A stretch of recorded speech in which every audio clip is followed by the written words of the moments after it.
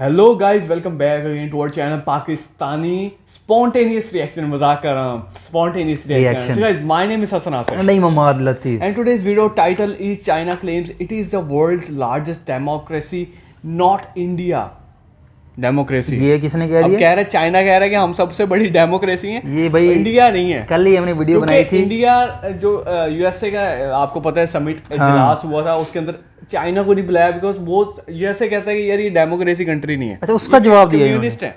अच्छा, हाँ, उसका जवाब दिया गया और चाइना ने फिर पाकिस्तान को कहा कि पाकिस्तान तुम लोगों ने अगर गए तो हमारे ताल्लुकात में थोड़ा सा हलचल आ जाएगी। ये तो प्रशांत पाकिस्तान भी नहीं है। धवन सर की वीडियो के अंदर हमने देखा तो था। वीडियो को देखते हैं, उसके बाद मजे की डिस्कशन होने वाली है। मजे की डिस्कशन होने वाली है बिकॉज ये बहुत इंफॉर्मेटिव वीडियो बनाते हैं प्रशांत धवन सर। तो हम पहले वीडियो को देखते हैं पहले, उसके बाद फिर मजे की डिस्कशन मजे जरूर करेंगे। तो हमेशा की तरह काउंटिंग के साथ स्टार्ट करते हैं जी। 3, 2, 1 स्टार्ट। नमस्कार and welcome you to world affairs. मैं हूं प्रशांत धवन। नाउ दुनिया के किसी भी कोने में आप चले जाओ, चाहे यूएसए हो, Europe, Japan, anywhere in the world, और वहां पे आप अगर ये शब्द मेंशन करोगे दुनिया की सबसे बड़ी डेमोक्रेसी, तो 99% सामने वाला व्यक्ति कहेगा इंडिया। क्योंकि बचपन में एसेज में, बुक्स में, कहीं ना कहीं सबने ये बात पढ़ी है कि जब डेमोक्रेसी की बात आती है तो world's largest democracy is India. 130 crore की पॉपुलेशन, तब भी लगातार यहाँ पर सिंस इंडिपेंडेंस इलेक्शंस हो रहे हैं। एक संविधान है जो गाइड करता है इस कंट्री को। एक ट्रूली यूनिक एग्जांपल है इंडिया। मगर अब चाइना यहाँ पर यह चाहता है कि दुनिया इंडिया को वर्ल्ड्स लार्जेस्ट डेमोक्रेसी ना कहे। ये लोग चाहते हैं कि दुनिया एक्नॉलेज करे कि चाइना एक्चुअली है दुनिया की सबसे बड़ी डेमोक्रेसी। मजाक नहीं कर रहा। यहाँ पे आप देख पाओगे द हिंदू का आर्टिकल है फ्रॉम 10 दिसंबर 2021। चाइना ने रिसेंटली एक व्हाइट पेपर पब्लिश किया है, सरकारी व्हाइट पेपर। इस व्हाइट पेपर का नाम है China the democracy that works. असली डेमोक्रेसी तो चाइना में काम करती है, ऐसा ये पेपर क्लेम करता है। और इस पेपर में चाइना ओपनली ये कहता है कि एक्चुअली चाइना है दुनिया की सबसे बड़ी डेमोक्रेसी। और मैं यहाँ पर ये बात क्लियर कर दूं कि ऐसा नहीं है कि 2021 में ये लोग ये बात पहली बार बोल रहे हैं। चाइना के प्रोपेगेंडा का पार्ट रहा है बहुत ही लंबे समय से। 2014 या 15 से इन्होंने स्टार्ट किया था ये पूरा प्रोपेगेंडा कि China not India is world's biggest democracy. ये कहा था उस वक्त ग्लोबल टाइम्स ने 2015 में। उसके बाद 2017, 2019, 2020 और अब 2021 लगातार चाइना जो ये नैरेटिव है इसको बिल्ड करता जा रहा है। और अब तो इनकी सरकारी रिपोर्ट्स में भी ये लोग ये क्लेम कर रहे हैं कि चाइना एक्चुअली में एक डेमोक्रेसी है। और ना सिर्फ एक डेमोक्रेसी है, सिंस इनकी आबादी इंडिया से बड़ी है तो बाय डिफॉल्ट ये लोग कह रहे हैं कि चाइना एक्चुअली दुनिया की सबसे बड़ी डेमोक्रेसी है। तो ये सब सुन के आपके मन में प्रश्न आएगा, मगर चाइना किस बेसिस पर ये सब कह रहा है और चाइना खुद को एक डेमोक्रेसी बताना क्यों चाहेगा? इसके पीछे रीजन क्या है? इन लोगों की जो मेन पॉलिटिकल पार्टी है, जो सिंगल पॉलिटिकल पार्टी कंट्रोल करती है पूरे देश को, उसके नाम में ही कम्युनिस्ट है, the communist party of China. तो चाइना अब डेमोक्रेसी के पीछे क्यों पड़ गया है, डिस्कस करेंगे। काफी कुछ आपको जानने को मिलेगा। मगर आगे बढ़ने से पहले आपसे पूछूंगा एक प्रश्न। दुनिया की सबसे बड़ी डेमोक्रेसी तो सबको पता है भारत है, मगर दुनिया की सबसे छोटी डेमोक्रेसी कौन सी है? ये है यहाँ पे आपकी ऑप्शन: भूटान, तुवालू, वेल्स या फिर ताइवान। भूटान कमेंट सेक्शन में करिए उत्तर। सही आंसर इसका भूटान या ताइवान, दोनों छोटे कंट्री में। अब देखिए चाइना खुद को क्यों इंसिस्ट कर रहा है कि ये लोग एक डेमोक्रेसी, और क्या अगर एक कंट्री बार बार इंसिस्ट करे कि वो डेमोक्रेसी है तो क्या वो डेमोक्रेसी बन जाएगी? चाहे एक बार उनकी कंट्री में जो मेन सिंगल पॉलिटिकल पार्टी है कम्युनिस्ट पार्टी ऑफ चाइना, सिर्फ उनकी ही वोटिंग होती है इनके पार्लियामेंट में, तो उस बेसिस पर क्या चाइना कह सकता है कि ये एक डेमोक्रेसी है? तो इसका आंसर है नहीं। इंटरेस्टिंग बात मैं आपको ये बताता हूँ कि ये जो आपको इस पूरे मैप में हरे देश दिख रहे हैं सारे, ये सारे देश ही कहते हैं कि ये डेमोक्रेसी है। इनमें नॉर्थ कोरिया भी आता है, अच्छा, ठीक है, कई और कंट्री भी आते हैं, अफ्रीका के कई देश आते हैं जहाँ पे कई सालों से आर्मी राज कर रही है, साउथ अमेरिका के कई देश आते हैं, वेनेजुएला यहाँ पर आता है जहाँ पे इलेक्शन में धांधली हुई है, रशिया खुद को ओपनली कहता है कि रशिया भी एक डेमोक्रेसी है। मगर आपको ग्राउंड लेवल पर देखना होगा कि क्या लोगों के पास वहाँ पे पावर है या नहीं, तभी आप डिसाइड कर पाएंगे कि एक कंट्री डेमोक्रेसी है या नहीं है। बाय द वे कुछ कंट्रीज है दुनिया में जो ओपनली कहती है कि हम डेमोक्रेसी नहीं है। For example Saudi Arabia, United Arab Emirates, Qatar, उसके अलावा ओमान, ये सारी जो कंट्रीज हैं ये ओपनली क्लेम करती है कि we are not a democracy. Even आप अगर देखो वेटिकन सिटी जहां पर पोप बैठते हैं, कैथोलिक क्रिश्चियंस के मेन आप कह लीजिए स्पिरिचुअल लीडर हैं, वो कंट्री भी ओपनली कहती है कि हम लोग एक डेमोक्रेसी नहीं है। तो देखो कई देश है क्लेम तो करते हैं कि वो डेमोक्रेसी है, मगर नाम में डेमोक्रेसी लगाने से कोई देश डेमोक्रेसी नहीं बन जाता। नॉर्थ कोरिया का जो ऑफिशियल नाम आप अगर देखोगे तो ये है democratic people's republic of Korea. मगर क्या आप नॉर्थ कोरिया को डेमोक्रेसी कहेंगे? तो इसका आंसर है नहीं। वहां पे वोटिंग होती है मगर गोली के डर से वोटिंग होती है। घूम फिर के किम जोंग उन की जो फैमिली है उनसे ही लगातार एक के बाद एक जो वंशज है वही संभालता है पूरी कंट्री को, वही बन जाता है सुप्रीम लीडर। तो चाहे एक कंट्री अपने नाम में डेमोक्रेटिक लगा दे, दुनिया उसको डेमोक्रेसी नहीं मानती। मगर यहाँ पे आप एक क्वेश्चन पूछ सकते हैं, फिर डेमोक्रेसी की डेफिनेशन क्या है? क्या कुछ एक प्रॉपर डेफिनेशन है कि एक कंट्री में ये रिक्वायरमेंट होनी चाहिए, उसी के बाद हम कहेंगे कि ये कंट्री एक डेमोक्रेसी है? देखो, आपको एक बहुत ही इंटरेस्टिंग बात ये बताता हूँ कि यूनाइटेड नेशंस खुद का कहता है कि एक मिशन है कि दुनिया भर में इनको डेमोक्रेसी फैलानी है। यहाँ पे आप देख पाओगे democracy is the core value of the United Nations. हालांकि इनके प्रियम्बल में इनका जो ओवरऑल फ्रेमवर्क जब बनाया गया था तो वहां पर डेमोक्रेसी वर्ड का इतना यूज नहीं किया गया। जो ओपनिंग वर्ड्स है यूएन के चार्टर के, वहां पे लिखा है वी द पीपल। तो इससे आप समझ सकते हैं कि हर एक आदमी के हाथ में पावर आनी चाहिए, उसको ये लोग कहते हैं एक प्रॉपर डेमोक्रेसी। और उसके अलावा आप अगर देखो तो दुनिया भर में एक कंसेंसस है, एक बात को लेकर एक एग्रीमेंट है पॉलिटिकल थिंकर्स के बीच में, इवन कंट्रीज के बीच में, कि कुछ सर्टन एलिमेंट्स होने चाहिए एक देश के संविधान में, एक देश की फंक्शनिंग में, तभी आप कह सकते हैं कि वो कंट्री एक डेमोक्रेसी है। इनमें आती हैं ये चीज़ें, फ्रीडम ऑफ असेंबली, लोग इकट्ठा हो सकते हैं ऑफ कोर्स पीसफुली, इसमें कोई वायलेंस इन्वॉल्व नहीं होना चाहिए। उसके अलावा सिटीजनशिप का कॉन्सेप्ट वहाँ पे होना चाहिए।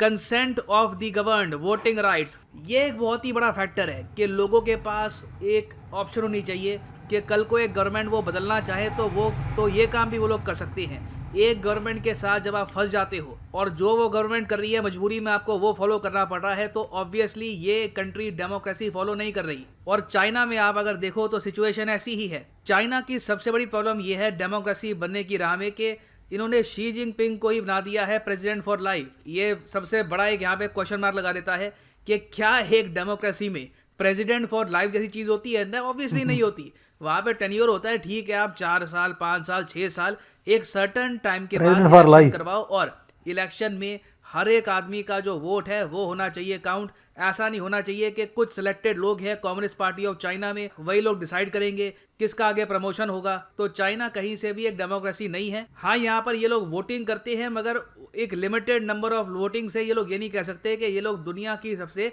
बड़ी डेमोक्रेसी है। मगर चाइना का प्रोपेगेंडा यहाँ पर फोकस ये कर रहा है कि डेमोक्रेसी की जो डेफिनेशन है इसको रीडिफाइन कर लो। चाइना ने देखो 2015-14 से जैकी चैन के थ्रू और कई जो इनके फेमस सेलिब्रिटीज हैं उनके थ्रू दुनिया भर में ये मैसेज पहुंचाना स्टार्ट कर दिया था कि हर आदमी के पास वोटिंग की पावर हो। ये सही तरीका नहीं है कंट्री चलाने का। वोटिंग की पावर लिमिटेड होनी चाहिए, और अगर एक कंट्री में हर कोई वोटिंग नहीं कर सकता तब भी उस कंट्री को हक है कि वो खुद को कह सकती है कि वो एक डेमोक्रेसी है। तो चाइना इसलिए यहाँ पर ये कह रहा है कि हमारी अलग तरीके की डेमोक्रेसी है, एक अलग तरीका है सरकार चलाने का, और ये लोग कह रहे हैं इनके हिसाब से कि ये ज़्यादा बेहतर तरीका है क्योंकि ओवरऑल चाइना ने ज़्यादा लोगों को पॉवर्टी से बाहर निकाला है, ज़्यादा तरक्की करी है। इस बात से ऑब्वियसली कोई आर्ग्यू कर नहीं सकता, मगर ये बात कहना बहुत ही मुश्किल है कि जिस तरीके के लोग चाइना में पावर में आ गए थे वैसे लोग दुनिया की हर कंट्री में पावर में आ जाएंगे। अब रशिया का एग्जाम्पल आप ले लीजिए, वहां पर कहने को डेमोक्रेसी है मगर व्लादिमीर पुतिन ऑलमोस्ट जो चाहे वो कर सकते हैं, मगर तब भी रशिया की इकोनॉमी यूरोप की इकोनॉमी से कम्पीट नहीं कर पा रही। रशिया लगातार हर साल गरीबी होता जा रहा है, जो रशिया की एवरेज सैलरी है वो लगातार कम हो रही है। और अभी तो रिसेंटली ये भी देखा गया कि ग्लोबल हंगर इंडेक्स में चाइना ने रशिया को भी बीट कर दिया है। वेराज आप अगर देखो प्रॉपर डेमोक्रेसीज को तो दुनिया में बहुत से एग्जांपल्स हैं। ये प्रूवन फैक्ट है कि डेमोक्रेसी एज ए सिस्टम काम करता है, स्लोली काम करता है, मगर कंट्री काफ़ी हद तक स्टेबल रहती है और धीरे धीरे वहाँ पे तरक्की भी आती है नेचुरल तरीके से। मगर शी जिनपिंग के लिए बहुत ही इंपॉर्टेंट है कि जो ये डेमोक्रेसी समिट है, जो बाइडेन बार बार डेमोक्रेटिक वैल्यूज़ की जो बात उठा रहे हैं दुनिया भर में, इसको ये लोग काउंटर करें। इसलिए चाइना ने रिसेंटली ये भी कहा है कि जो यूएसए का वर्जन है डेमोक्रेसी का ना, ये एक तरीके का वेपन ऑफ मास डिस्ट्रक्शन है, जिससे काफ़ी बार यूएस तख्ता पलट भी करवाता है कंट्रीज में। तो in very simple words, China बहुत ज़्यादा आज के समय कॉर्नर्ड फील कर रहा है। शी जिनपिंग को पता है कि खुद को प्रेसिडेंट फॉर लाइफ बनाकर इन्होंने एक बहुत बड़ा रिस्क लिया है। हो सकता है कि एक बार को इनकी पार्टी में ही इन द फ्यूचर बगावत हो जाए कि एक आदमी सारी उम्र तक प्रेसिडेंट कैसे रहेगा, वो राजा कैसे बन गया चाइना का, और उसने संविधान में खुद का नाम भी कैसे डाल दिया। तो ये सब चीज़ें in the future Xi Jinping को हॉन्ट कर सकती है। तो उनको काउंटर करने के लिए चाइना ने अपना प्रोपेगेंडा वैसे ही स्टार्ट कर दिया है कि देखिए हमारे यहाँ भी तो डेमोक्रेसी एग्जिस्ट करती है। तो नीड देखिए आज के समय ये है कि दुनिया भर की जो डेमोक्रेटिक कंट्रीज़ हैं ये ओपनली कैटेगोरिकली ये बात क्लियर कर दे, चाइना को ये बात बता दे कि आप कहीं से भी एक डेमोक्रेसी नहीं है। नहीं तो होगा पता है क्या कि चाइना अपने प्रोपेगेंडा से काफ़ी बार ये बात रिपीट करता रहेगा और एक बार को कई देश जैसे कि पाकिस्तान, रशिया, जो भी इनके करीबी देश हैं, वो एक टाइम पे आकर इस बात को थोड़ा थोड़ा मानना भी स्टार्ट कर देंगे कि हाँ, चाइना का भी डेमोक्रेसी का खुद का वर्जन है। सो वापस आते हैं अपने क्वेश्चन की तरफ कि इंडिया है दुनिया की सबसे बड़ी डेमोक्रेसी, दुनिया की सबसे छोटी डेमोक्रेसी कौन सा देश है? तो सही उत्तर यहाँ पे है option B, Tuvalu is the right answer। वैसे ठीक हो गया जी, तुवालू यार इसका तुवालू का वैसे हमारा पता नहीं था। सही इनका बात। असल में मैं समझ रहा ताइवान या भूटान, बिकॉज भूटान को रिसेंटली भूटान और ताइवान को ना यूएसए ने समिट में बुलाया भी है। तो ये तुवालू असल में इनका तो नाम ही नहीं सुने कभी, तो इसलिए ज़्यादा ही छोटे होंगे ना, इसलिए नाम नहीं सुने, तो इसलिए उनकी डेमोक्रेसी भी सबसे छोटी है। एग्जैक्टली। अच्छा, ये वापस आए थे जी, चाइना ने ये बहुत हैरान वाकई बात कर दिया कि हम जो है ना सबसे जो बड़े लेवल की डेमोक्रेसी पूरी दुनिया के अंदर जी, वो कहते नहीं हम है, चाइना है। ये वाकई हैरान कौन बात चाइना ने की है। हालांकि मुझे पार्टी है, मुझे ये सुन के वाकई हैरानी हुई हसन, मुझे ये नहीं पता था वो प्रेसिडेंट फॉर लाइफ बन गए। वही ना, मतलब मुझे ये इन्फॉर्मेशन थी कि उनकी नहीं है तब तक वो प्रेसिडेंट है। मुझे ये इन्फॉर्मेशन थी कि उनकी पार्टी जो है ना वो राज करती है जी चाइना पे, वो किसी और को आने नहीं देगी अभी फ्यूचर में। मेरे माइंड में ये था, जैसे कहा जाता है, ये नहीं पता था ये प्रेसिडेंट फॉर लाइफ वाला क्या चक्कर है, बन गए। कोई वोटिंग शोटिंग वाला चक्कर ये तो हैरान कौन बात। नॉर्थ कोरिया में गन के जोर पर जब वो करते हैं, ये डेमोक्रेसी नहीं होती, ये मतलब आप कहते हैं कि मार्शल लॉ टाइप हो गया, या आप बिल्कुल या खानापुर जैसे कहते हैं वही करवाइए, तो कोई मतलब ऑथेंटिक वोटिंग तो नहीं हुई। जैसे पाकिस्तान में होती है, इंडिया के अंदर होती है, इसे कहते हैं असल। बांग्लादेश में भी और यूएसए में भी होती है ऐसी, इलेक्ट्रॉनिक होती है वहाँ पे, तो हाँ इलेक्ट्रॉनिक होती है। तो मतलब ये चीज़ें मतलब कह सकते हैं कि प्रॉपर तरीके से जो रिसेंटली इमरान खान ने भी कहा था कि जो चाइना की जो डेमोक्रेसी है वो अलग है। हाँ, जून के अंदर आई थिंक वो पसंद है। हाँ, जून के अंदर ये अब पैगाम वो आया था। अब ये आर्टिकल आ रहा है कि यार जो हम वो डेमोक्रेसी है, मतलब डेमोक्रेसी है, बिकॉज़ ऑफ पॉपुलेशन हमारी। चाइना वाले कह रहे हैं कि डेमोक्रेसी की डेफिनेशन दोबारा उसको ना जरा सेट करो, रीडिफाइन करो, उसमें हमें सही तरह डालो, हमारी भी डेमोक्रेसी। ये मैं कहता हूँ कि जबरदस्त बात है जी। हैरान को कहा ही नहीं, कैसे कह सकते हैं आप खुद ही अपने आप को कम्युनिस्ट कहते हो। ये तो वही बादशाहत वाला सिस्टम है ना। सऊदी अरब उन्होंने बिल्कुल ठीक कहा है हसन, सऊदीया में UAE बादशाहत सिस्टम है वहाँ पे ना, जैसे बादशाह किंग है, उसका बेटा है वही आगे फिर किंग लग जाएगा, ये वाला सिस्टम वहाँ पे चल रहा है। तो वो तो मुंह से कहते हैं कि हम नहीं है डेमोक्रेसी, वो पूरी दुनिया का पता हुआ नहीं है। तो ये अब चाइना में भी अगर ये बन गया है प्रेसिडेंट फॉर लाइफ, फिर तो ये सेम वही किंग वाला सिस्टम है ये तो। और वो जैसे वो बता रहे हैं हंगर इंडेक्स में चाइना ने रशिया को भी क्रॉस कर दिया, और रशिया गरीब से गरीब तर होता चला जा रहा है। उनके जो पैसा एक पर कैपिटा इनकम कह रहे हैं वो भी कम होती जा रही है। ये हम कहते हैं रशिया बहुत ज्यादा अमीर है, वो डिफेंस में बहुत आगे बगैर उसके अलावा उसके पास कोई वो सर उनका खाता भी गोल होता जा रहा है इस तरह, गोल होता जा रहा है। तो ये इन कंट्रीज के लिए क्वेश्चन मार्क है, जो मतलब इस तरह जबरदस्ती लगे हुए हैं जी, कंटिन्यूसली वही लगे हुए हैं। ये वाकई इनके लिए, इनकी इकोनॉमी के लिए, इन्वेस्टर्स के लिए भी क्वेश्चन मार्क होता है, ठीक है ना। झटका भी साबित हो सकता है, क्योंकि जितने भी हसन मेगा इन्वेस्टर्स हैं, बिग इन्वेस्टर्स हैं, वो कोशिश करते हैं डेमोक्रेटिक कंट्रीज़ के अंदर इन्वेस्ट करें, ताकि अगर उनका कोई पैसा हुकूमत जो है ना उसको कंट्रोल करने की कोशिश करे, वो कम अज़ कम जो है ना वहाँ की कोर्ट के अंदर जा सके, इंटरनेशनल कोर्ट के अंदर जा सके, ताकि उनकी बात सुनी जा सके।